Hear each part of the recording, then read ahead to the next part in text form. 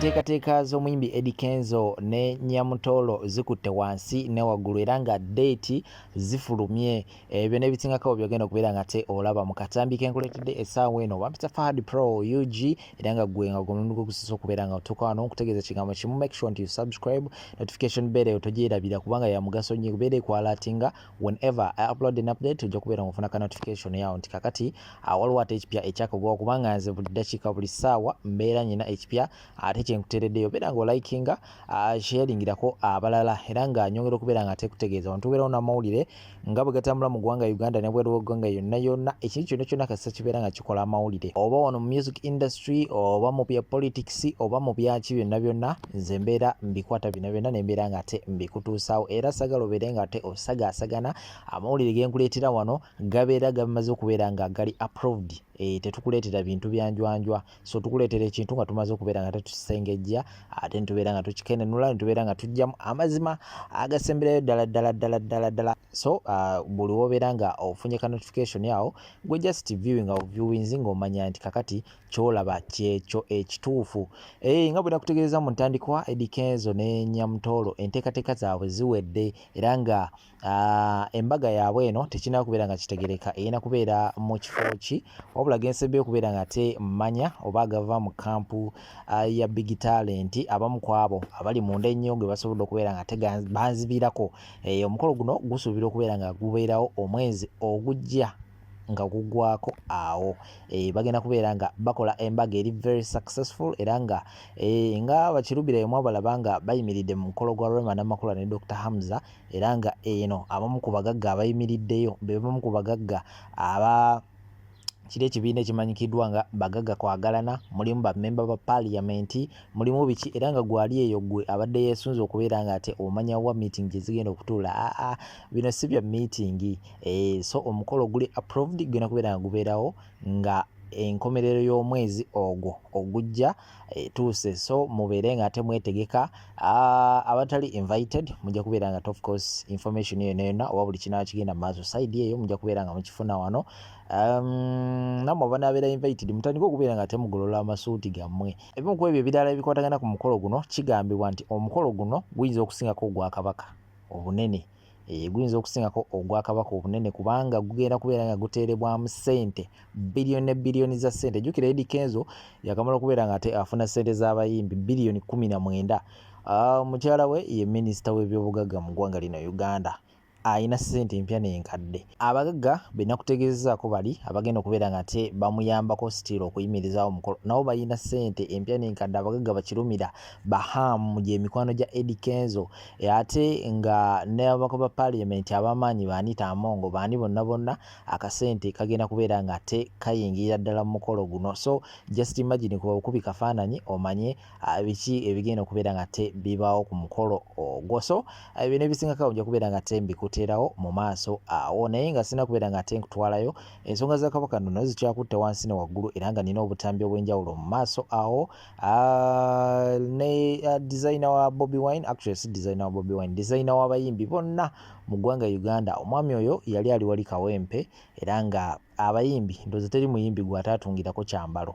Ensonga zino zikutte wansi ne waggulu era nga abadde yasengula embase ye nga yagitwala wali ekawanda gyatendekera abaana okukola fashion ab'amaanyi abali mu Uganda abali mu America abaliwa abasinga bonna tosobola kugenda kuba fashion designer nga toyogedde ku mwami Latifu Mado yeeyigiriza n'abo bonna ba Brands baani bonna so obutambi bwe mbuyina mu maaso awo osobola okubeera nga te omanya kye kigenda mu maaso side eyo mukomera bambi gyali era nga twogedde okubeera nga te tumusabira bambi asobole okubeera nga ataavayo kuba talina musango okutungira obutungiza omuntu ekyambala ate ne kikwasa oyo akitunze olwaki temubeera nga mugenda ne mukwata oli akyambadde okusinga okubeera nga okwata oli amuguzizza olugoye. Anyway ebyo nebisingako awo ngenda kubeera nga te mbikuteera nakutegeeza video likinga sharingirako abalala comment section always ebeera open era gyeyambise nnyo okubeera nga te osulawo comment yo gwe kuki kyoba olowooza ku kyemba nkuleetedde. Soka matero tambi uno kumona amawulire amalala mangi nnyo temubaawo.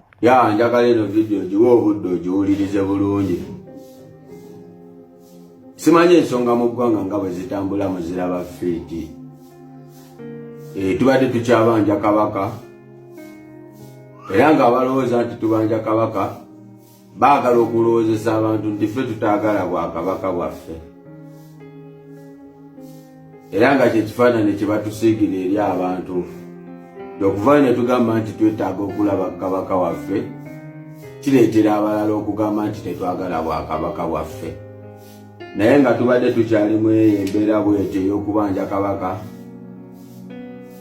n'omu kubakulira security y'abeene n'adduka tetusobola kugamba nti yadduse tetusobola kugamba nti yasuddewo omulimu wadde bo bagambye nti omulimu yagusuddewo era tebamanyi wawaali ekituufu tebamanyi wawaali akulira security y'omukulu nyinimu kati bwe ndaba oli avaayo n'avumirira ababanja kabaka jasiti mwana temumanyi nsimwe muli nze kimanyi kano mwama bwe baali bagenda omuteekako embeera yagendanga okwogera ne basajja be bangi nga mu ggwanga tebakyalimu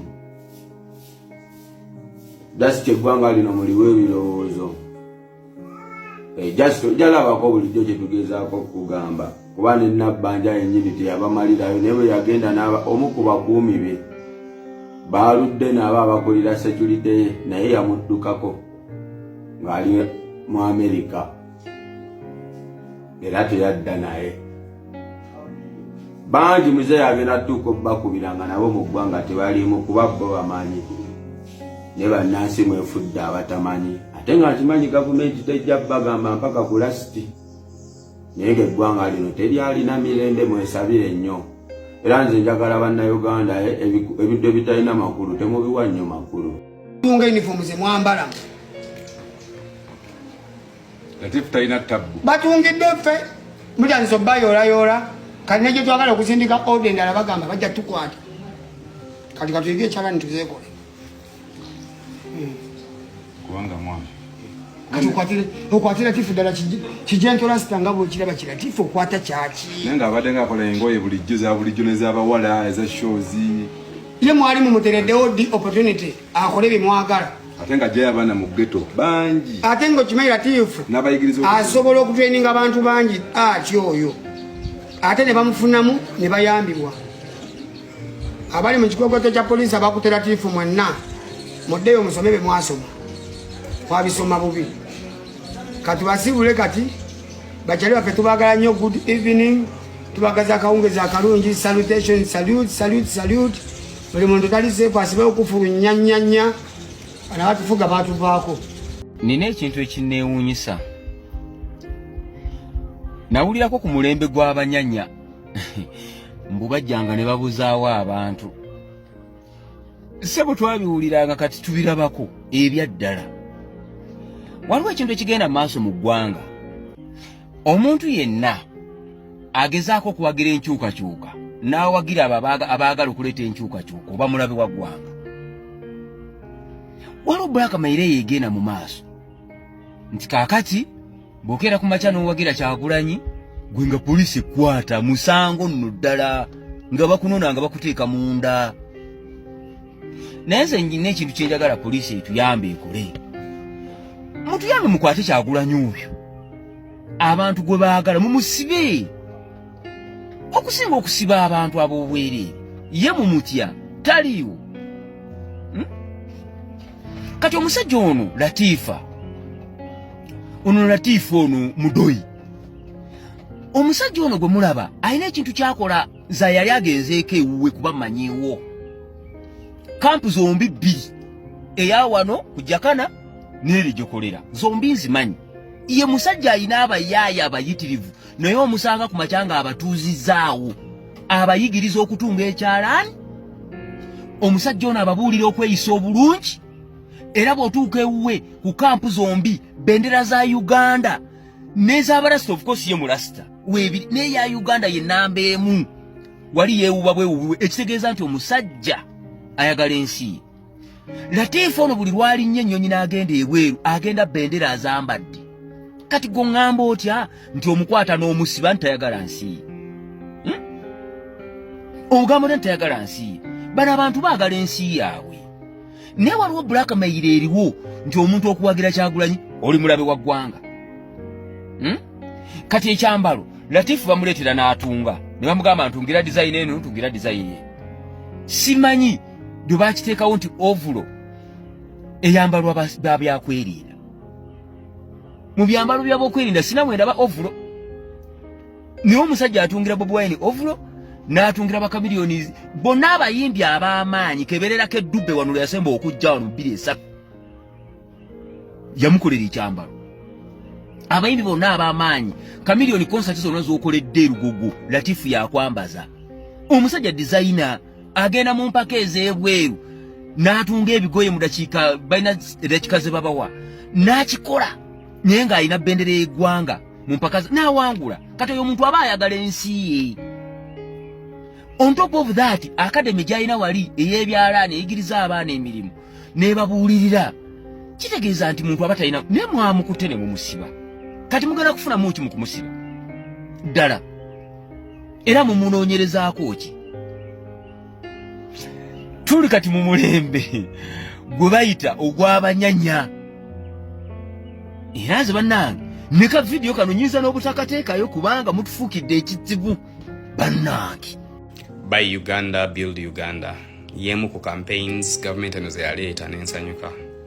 Era yatwala ssente empitirivu okulaba nga basomesa Bannayuganda okwagala ebintu ebikoleddwa wano eno n'okuwagira Bannayuganda abakola ebintu wano eno.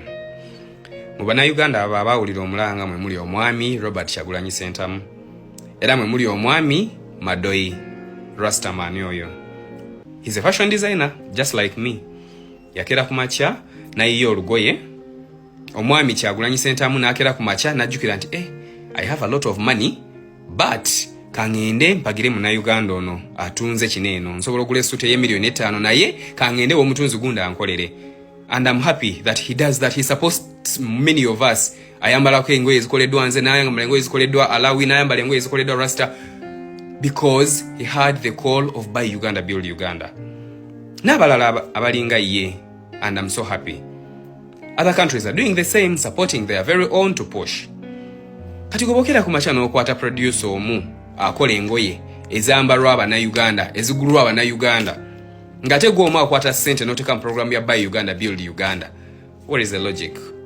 Omwami ono kigambibwa nti yakwatiddwa ali mu komera olw'okubanga yakola overall emyufu omukulu Kyagulanyi gye yayambala ku concert yemu. What is the logic? What is the math? Zino engoye bano abantu bazitugulako batusasula ssente. By the way, we don't give them clothes free of charge. They buy. When they are buying, they are building their economy. When they are buying, we are earning. When they are buying, we are getting money to pay more taxes, to bring in more material, to satisfy more other Ugandans, to produce for many more other Ugandans. Where is the logic when you arrest someone who simply sits on his machine and produces a cloth? Where is the logic? I pray that maybe bafunamu ensonyi ne bakuta aba bakukute bwebanga ye ensonga yakwasiza kiswaza. It's a shame. Free Latif, free Madoyi. We pray that you get free from that place you're held in. For God and my country, for the love of my country, for the love of my Uganda.